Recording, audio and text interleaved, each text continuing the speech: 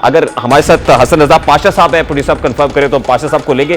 Chairman executive committee Pakistan Bar Council Hasan Raza Pasha साहब ने हमें ज्वाइन कर लिया। इस केस के लीगल एस्पेक्ट्स पर उनसे बात करेंगे। पाशा साहब अस्सलाम वालेकुम, बहुत बहुत शुक्रिया आपके वक्त के लिए। पाशा साहब, सबसे पहले तो सुप्रीम कोर्ट ऑफ पाकिस्तान में आज बड़े इंपॉर्टेंट केस की समाअत हुई और 3 रुकनी बेंच ने जो ऑब्जर्वेशंस दी हैं उसे ये एस्टैब्लिश करने की कोशिश की कि ट्रायल कोर्ट का जो फैसला था उसमें बहुत सारे लेकुनाज मौजूद हैं, उसमें खामियां मौजूद हैं। किस तरह से देख रहे हैं, क्या chief justice of Pakistan supreme court of Pakistan के प्लेटफॉर्म से चेयरमैन पीटीआई के लिए जाते जाते इसमें कोई रिलीफ दे सकते हैं? मेरा ख्याल है कि चूंकि एक फोरम दरमियान में इस्लामाबाद हाई कोर्ट का मौजूद है और उसने कॉग्निजेंस ली हुई है और इसीलिए उन्होंने कल 2 बजे का टाइम रखा है। और चूंकि इस्लामाबाद हाई कोर्ट में भी कल सुबह का वो टाइम फिक्स है डिसीजन के लिए, उसके आर्गूमेंट्स के लिए, और कैटेगोरिकली ये कहा है कि हम हाई कोर्ट की जो है वो रिस्पेक्ट करते हुए इंटरफेरेंस नहीं कर रहे। आपको याद होगा कि आपके प्रोग्राम में भी हमने यही बात की थी कि 2-3 ऐसे चीजें हैं इस केस में जिसमें एपलेट स्टेज पे खान साहब को फायदा पहुंच सकता है, जिसमें नंबर 1 जो है वो उनको डिफेंस एविडेंस पेश ना करने की मोहलत जो है वो ना देना। एडमिटेडली उन्होंने 342 की स्टेटमेंट में जब कोर्ट ने ये क्वेश्चन किया कि क्या आप डिफेंस एविडेंस देना चाहते हैं, तो उन्होंने रिप्लाई किया कि यस मैं देना चाहता हूं।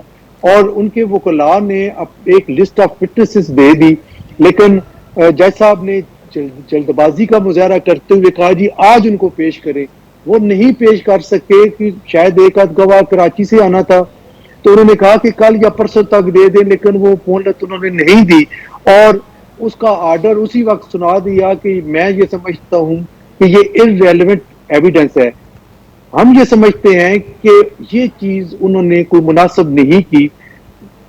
हर मुल्ज़म का हक होता है कि वो डिफेंस एविडेंस दे और वहां पे वो राइट उनका एक्रू हो गया था 342 की स्टेटमेंट में जब इनको दिया गया। आप समझते हैं कि ट्रायल कोर्ट में उन्हें हक दफा नहीं दिया गया और ट्रायल कोर्ट के फैसले में खामियां या यूं कहिए कि ब्लंडर्स हैं कि सुप्रीम कोर्ट ऑफ पाकिस्तान के 3 रुकनी बेंच को यह कहना पड़ा कि ट्रायल कोर्ट को उजलत क्या थी फैसला देने में? आप समझते हैं कि ब्लंडर्स हैं उसमें, ये लेकुनाज मौजूद है?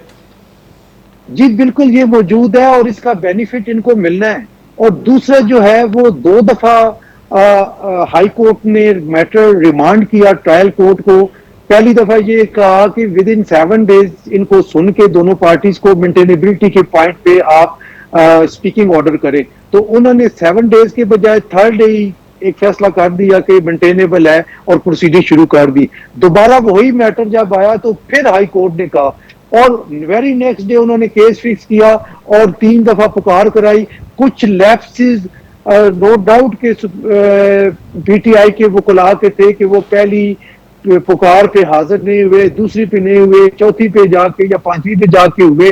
उस वक्त वो एप्लीकेशन वो डिसमिस कर चुके थे, लेकिन मैं समझता हूं उसमें भी उन्होंने जल्दबाजी का मुजाहरा किया। अगर 1 या 2 दिन की डेट दे देते तो ये हो सकता है कि ये लैप्सेस ना होने की वजह से अपील एपलेट स्टेज पे प्रोसिक्यूशन को फायदा पहुंचता। अब ये जो 2-3 चीजें हैं इन्हीं की बुनियाद के बिना पे पहले भी आपको अर्ज किया था और आज भी ये मैं डिटरमिन हूं कि यही चीजें अपील में उनको फायदा पहुंचाएंगी। पाशा साहब, ट्रायल कोर्ट उजलत में थी तो मेरा बड़ा सादा सा सवाल है कि आज सुप्रीम कोर्ट ऑफ पाकिस्तान की प्रोसीडिंग्स देख के लगता है कि सुप्रीम कोर्ट ऑफ पाकिस्तान भी उजलत में है? देखिए सुप्रीम कोर्ट ने इंटरफेरेंस नहीं की। मैं समझता हूं कि ये अच्छी बात है, उनको इंटरफेरेंस नहीं करनी चाहिए थी। पहले ये मामला बहुत ज्यादा परेशान कुन है कि 184(3) की कॉग्निजेंस लेके सुप्रीम कोर्ट ऑफ पाकिस्तान जो नीचे 3 फोरम है उनसे महरूम कर देती है किसी फरीक को। तो आज भी एक ऐसा मामला था जिसको ये कह सकते थे कि ये मामला तो ट्रायल कोर्ट ने डिसाइड कर दिया और ये इनफ्रेक्चुअस हो गया।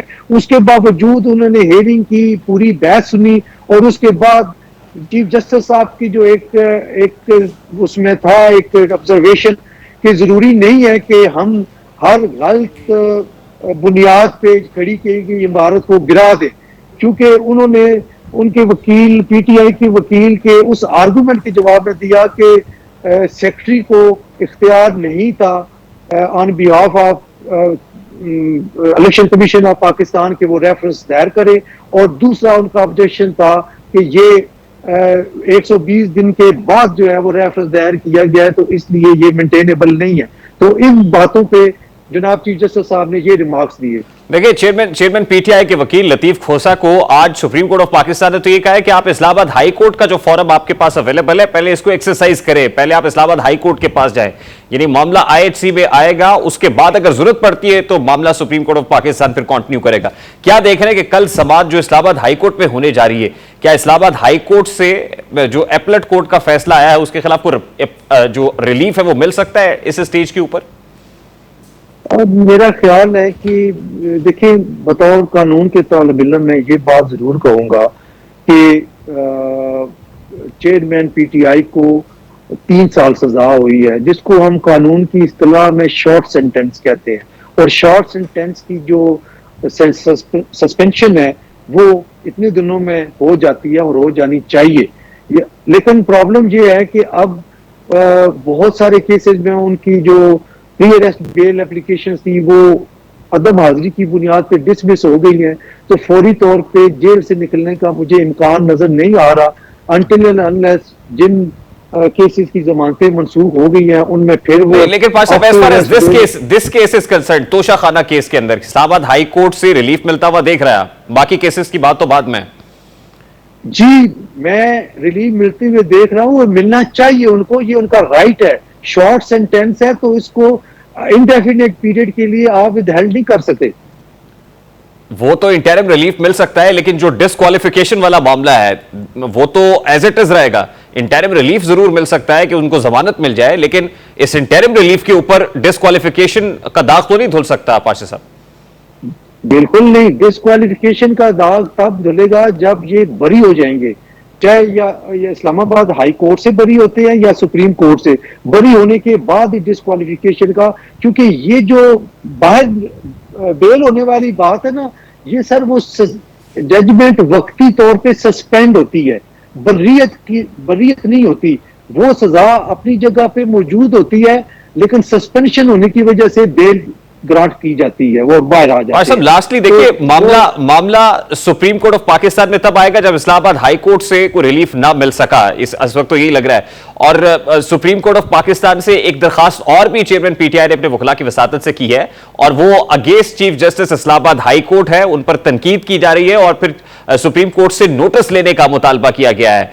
इस मामले को किस तरह से देख रहे हैं, खासतौर पर chief justice Islamabad high court पर जो ट्रोलिंग हो रही है, पाकिस्तान तहरीक इंसाफ के ज़ुमा भी उनके खिलाफ बातें कर रहे हैं, और जिस तरह की बदजुबानी हो रही है, how do you see this? एक रहनुमा ने तो ये तक कह दिया कि वो रेफरेंस लाएंगे उनके खिलाफ।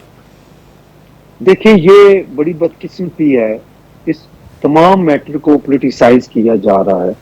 आप देखें कि कल हम देख रहे थे कि कोर कमेटी की मीटिंग हुई और वहां पे ये डिसाइड किया कि हम रेफरेंस फाइल करेंगे, और जो ऑब्जेक्शन लगाए गए chief justice Islamabad high court पे वो भी हैं कि जी बाइस्ड हैं, दिस एंड दैट सारा, तो हम इनकी जो केसेस हैं वो पेशावर या लाहौर हाई कोर्ट में मुंतकिल किए जाए।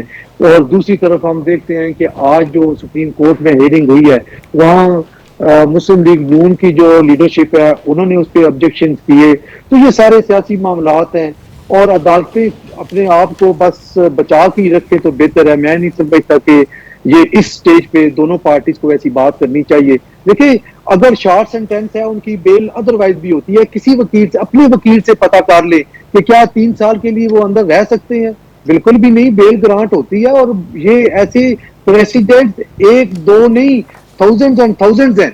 तो आप इस बात पे अगर मेलाइन करें जज को, और अगर दूसरी तरफ देखें इस्लामाबाद हाई कोर्ट के चीफ जस्टिस साहब ने अगर 1 दिन की मोहलत, यानी दो हफ्ते मांग रहे थे उनके वकील जी, तो मोहलत तो 1 रोज की दी, उन्होंने 1 दिन की दी, तो क्या हर्ज होती रहती है? 1 दिन की दी है, कल उन्होंने हियरिंग करनी है और होपफुली वो ग्रांट कर देंगे, तसल्ली रखे, मुझे तो लग रहा है।